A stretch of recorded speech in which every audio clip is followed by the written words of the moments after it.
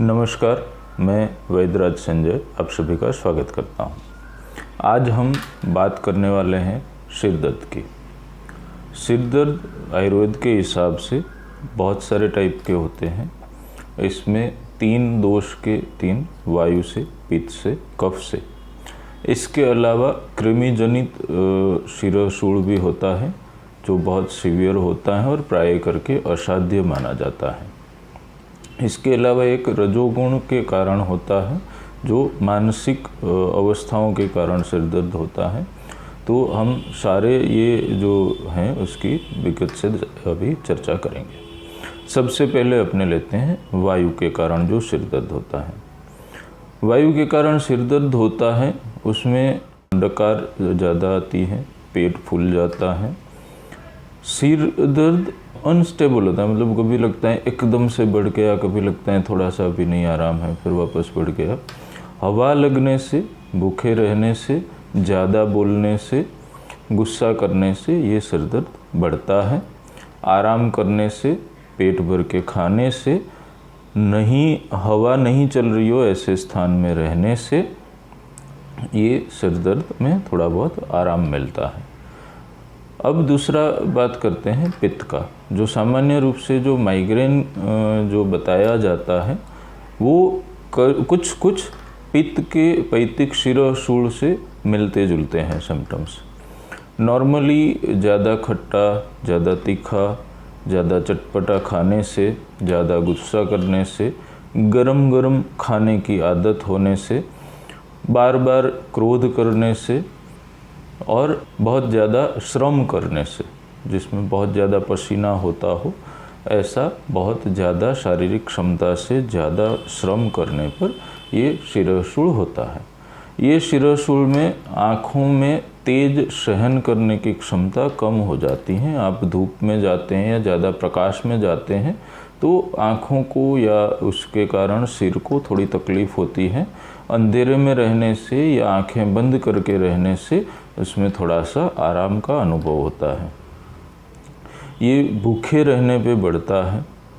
इसमें पेट भर के तृप्तिकारक आहार जिससे भूख शांत हो ऐसे खाने से इसमें आराम मिलता है। मन शांत रखने से भी इसमें आराम मिलता है।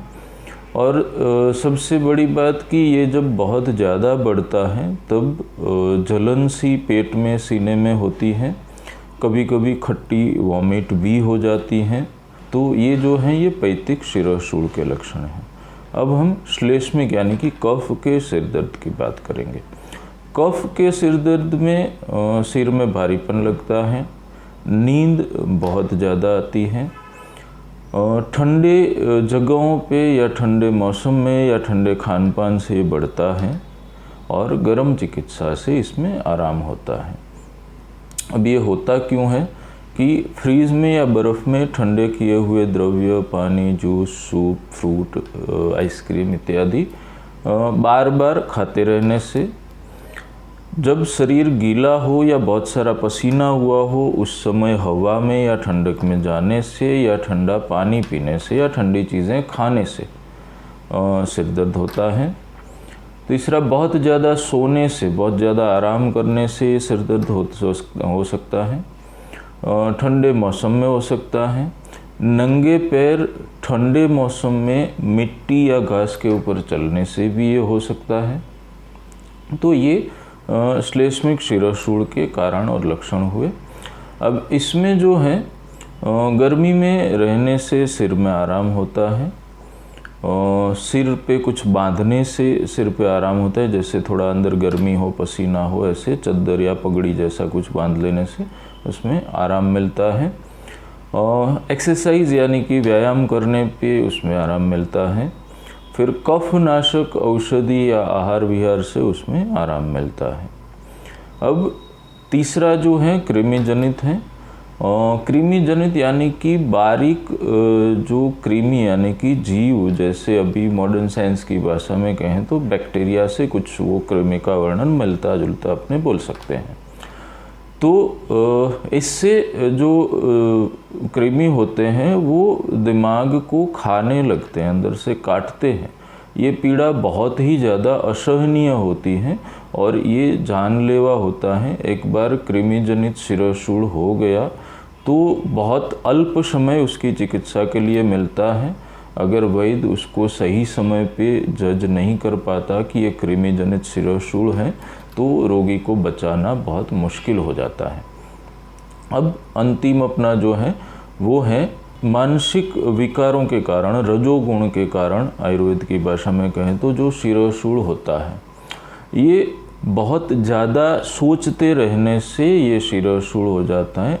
दिमाग की नसें थक के दुखने लगती हैं, खास करके ये जो साइड का हिस्सा है यहाँ से लेके यहाँ पीछे तक ये दर्द फैलता है। और आप अगर सोचना कंट्रोल नहीं करते या बंद नहीं करते तो ये सिर दर्द नॉर्मली कंट्रोल में नहीं आता है। तो उसके लिए मन को स्थिर करे ऐसे आहार विहार आवश्यक हैं, जैसे घी का ज़्यादा उपयोग है, ध्यान है, प्राणायाम जो है वो रजोगुण के कारण होने वाले शिरोशूल में हमेशा नुकसानदायक होता है। तो जहाँ जहाँ पे भी मानसिक विकारों के कारण शिरोशूल की बात होती है वहाँ प्राणायाम नहीं, योग का अर्थ उसमें ध्यान ही होता है, उसमें प्राणायाम नहीं लेंगे। तो ये सारे शिरोशूल हैं। अब सामान्य रूप से नियमित प्रमाण से व्यायाम, प्रमाण से नींद, भूख लगे तब पौष्टिक और घी दूध युक्त खाना, ठंडी चीज़ों का परहेज, ये सब चीज़ें अगर आप सही से अपनी लाइफ में उसको स्थान देते हैं तो ये तकलीफ़ें ज़्यादातर होती ही नहीं हैं। परंतु जंक फूड, तामसी जीवन, गुस्सा, स्ट्रेस, तो ये सब जब इकट्ठा होता है तब ज्ञान तंतु धीरे धीरे कमज़ोर होते हैं और ये बार बार जो है वो सिर दर्द आपको होता रहता है। तो सिर दर्द एक बार ठीक कर लेना वो तो सामान्य बात है। आप बहुत सारे उपचार अवेलेबल हैं जिससे आप एक बार तो उसको सिर दर्द को ठीक कर लेंगे, मगर आपके ज्ञान तंतु इतने सशक्त होने चाहिए कि ऐसे कोई कारण अगर थोड़ी बहुत मात्रा में, हाँ अतिरिक्त मात्रा होती है तो फिर तो शरीर की एक क्षमता की लिमिट आ जाती है कि भी उससे ज़्यादा तो शरीर नहीं झेल पाता। परंतु एक रूटीन आपका जो है उस रूटीन में आप जो जो फेस कर रहे हैं वो चीज़ तो आपका जो ज्ञान तंतु है वो सह लेना चाहिए। तो वो जब उसकी सहने की क्षमता कम होती है तब छोटे छोटे कारण भी आपकी लाइफ में ये सिर दर्द को पैदा करते हैं। तो ये जो एक सात्विक जीवन है, जैसे सुबह सूर्योदय से 1-1.5 घंटे पहला जागना, नियमित ध्यान, थोड़ा बहुत व्यायाम आपकी क्षमता के अनुसार, अच्छा घी दूध युक्त स्निग्ध पौष्टिक आहार, जब भी भूख लगे तब पेट भर के खाना, हल्का फुल्का खा लिया या कम खा लिया, या भूख लगी तब नहीं खाया, 2-4 घंटे बाद खा लिया, ये सब बार बार करते रहने से आपका जो है पूरा शरीर अंदर से कमज़ोर होता है, उसमें आपके ज्ञान तंतु भी शामिल रहते हैं। इसके अलावा आपका स्ट्रेस, काम ऐसे करिए कि जिसमें आपको ज़्यादा स्ट्रेस झेलना नहीं पड़े। तो स्ट्रेस वाली लाइफ से बचिए। गुस्सा करना अवॉइड करिए, अनावश्यक गुस्सा शरीर को अंदर से जला देता है, तो ये भी ज्ञान तंतुओं को बहुत वीक करता है। तो इतनी चीज़ों का आप ध्यान रखेंगे तो आपको सिर दर्द होगा ही नहीं, या अगर हुआ भी है तो अच्छी लाइफस्टाइल रही तो थोड़े बहुत ट्रीटमेंट से भी आप जल्दी से उससे छुटकारा पा लेंगे। तो आपको आज की वीडियो कैसी लगी हमें बताइए, और आगे आप किस विषय के बारे में जानना चाहते हैं हमें बताइए। हम कोशिश करेंगे कि आपको जो जानकारी चाहिए हम आपको उपलब्ध कराएं। तब तक के लिए स्वस्थ रहें, निरोगी रहें। धन्यवाद।